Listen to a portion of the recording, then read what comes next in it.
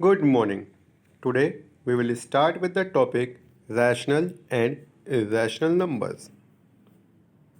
So, what are rational and irrational numbers? They come under real numbers. So, first of all, what are real numbers? The numbers which we have studied till now are known as real numbers. What numbers we have studied?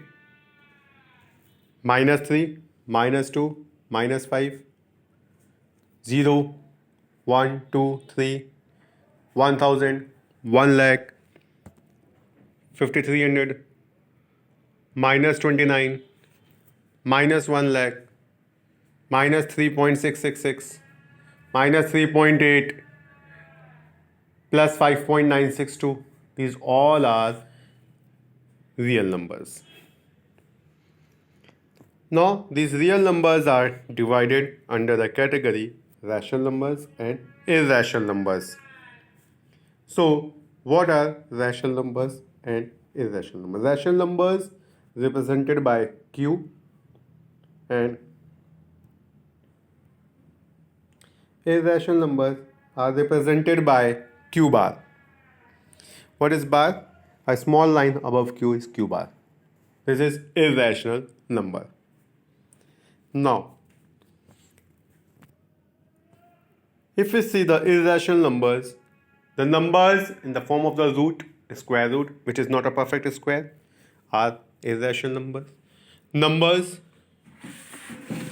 in the form of the cube root, which is not a perfect cube, is an irrational number. Root 2, root 3, root 5, these are irrational numbers.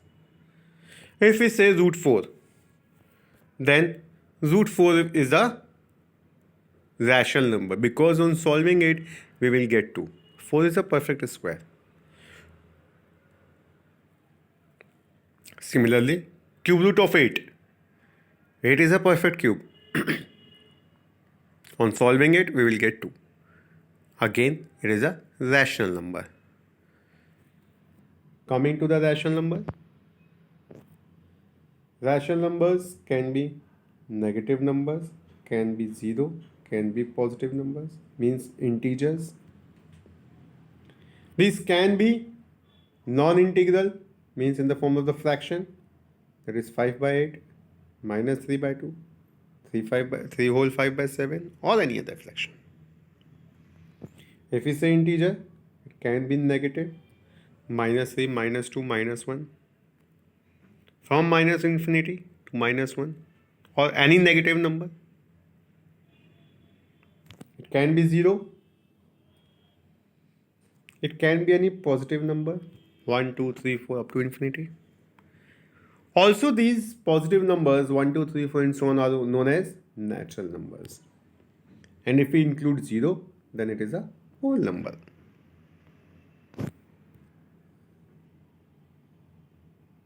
If we go for the non-integral, then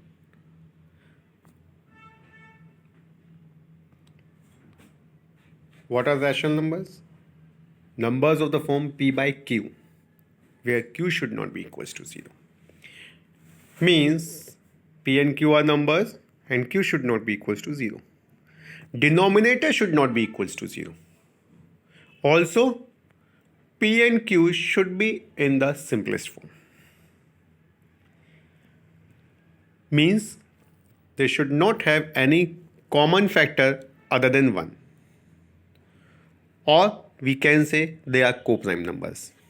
P and Q are coprime numbers. If P and Q both are positive, then it is a positive rational number. Say 3 by 5. It is a positive rational number. If both are negative, say minus 3 upon minus 5. On reducing minus, we will get 3 by 5. It is a positive rational number. If we take either of P or Q as negative, means minus 3 by 5 or 3 upon minus 5. It is a negative rational number. Once again, If P and Q both are positive, it is a positive rational number. If both are negative, then also it is a positive rational number. If either of P or Q is negative, then it is a negative rational number. Now, if A upon B and C upon D are equal, if and only if A into D is equals to C into B. This A into B, A into D is equals to B into C.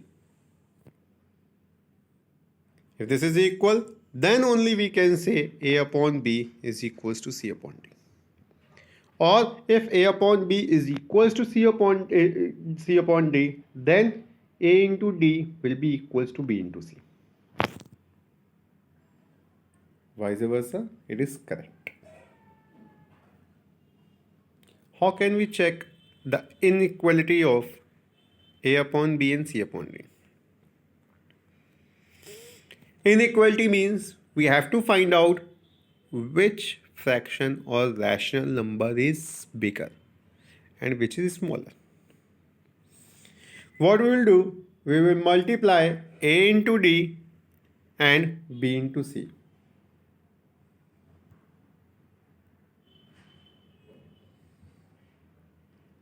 A into D and B into C. If A into D is greater than B into C, then A upon B is greater than C upon D. And if A into D is smaller than B into C, then A upon B is smaller than C upon D. For any two rational numbers, A and B, if we have to insert a rational number between these two, we will add these two and divide by 2. A and B are two rational numbers. We have to insert a rational number between these two.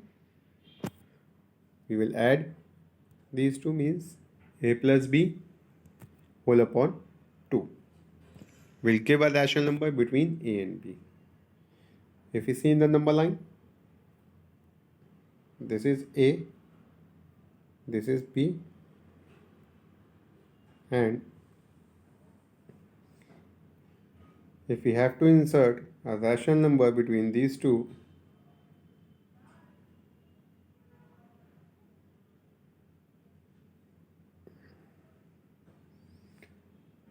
here, then A plus B whole upon 2. In this way, we can insert a rational number between two given rational numbers.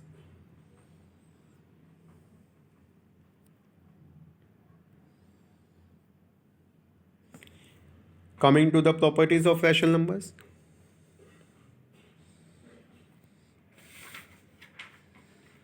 The sum of two rational numbers is a rational number taking 3 and 5. So 3 plus 5, 8, which is a rational number. The difference of two rational numbers is a rational number. Again taking the same numbers, 3 minus 5, which is equals to minus 2, which is a rational number. So the difference of two rational numbers is a rational number. The product of two rational numbers is a rational number. 3 multiplied by 5, 15, which is a rational number. The division of a rational number by a non-zero rational number. Why non-zero? Because we can't divide with 0. In the denominator, we can't take 0. So, division of a rational number by a non-zero rational number is always a rational number. 3 divided by 5 is a rational number.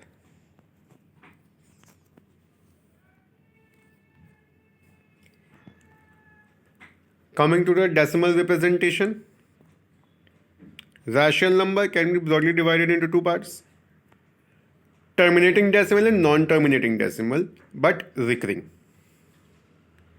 Terminating means decimal will end up. If we divide 10 by 2, quotient is 5, remainder 0, the division ends up. It is a terminating. 1 divided by 2, it is 0.5. 1 upon 25, it is 0.04. This is a terminating decimal when the division ends up. Remainder is 0. If the remainder is not 0, goes on and on, then it is a non-terminating. But rational numbers are non-terminating, repeating. If we see 3 by 7, which is equals to 0.42857 and so on, yeah, it is non-terminating, but it is not repeating. See here, it is not repeating. So we say this is not a rational number. If it is not a rational number, then what is it is? It is an irrational number. We can't put it in the rational number. What are rational number? Here, non-terminating and repeating. Repeating is must if it is non-terminating. If we take 4 by 9,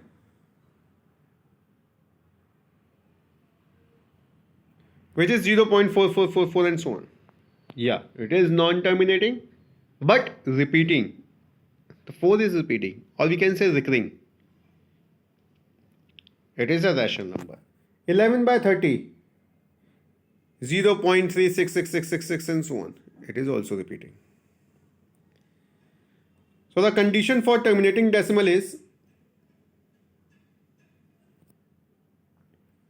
how can we find out whether the given fraction or the rational number is terminating or non-terminating?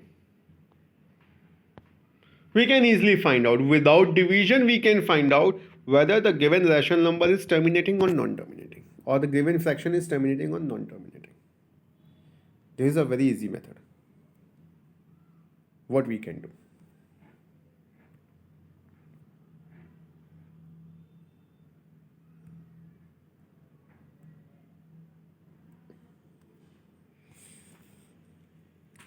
We will first convert the fraction into the simplest form. After converting into the simplest form, we will find the factors of the denominator.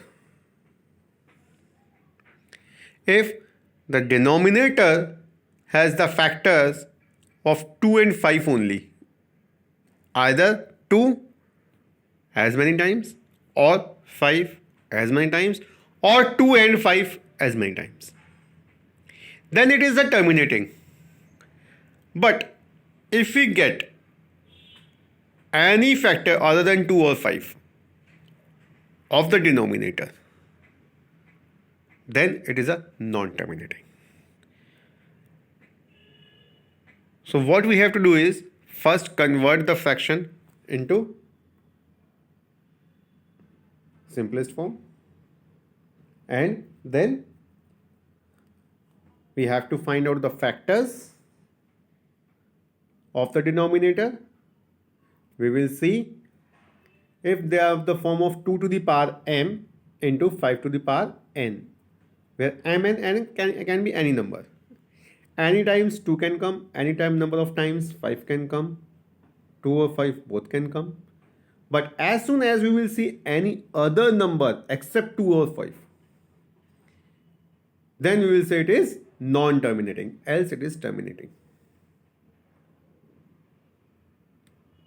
Hope this much is clear. Now we will solve few questions. Thank you.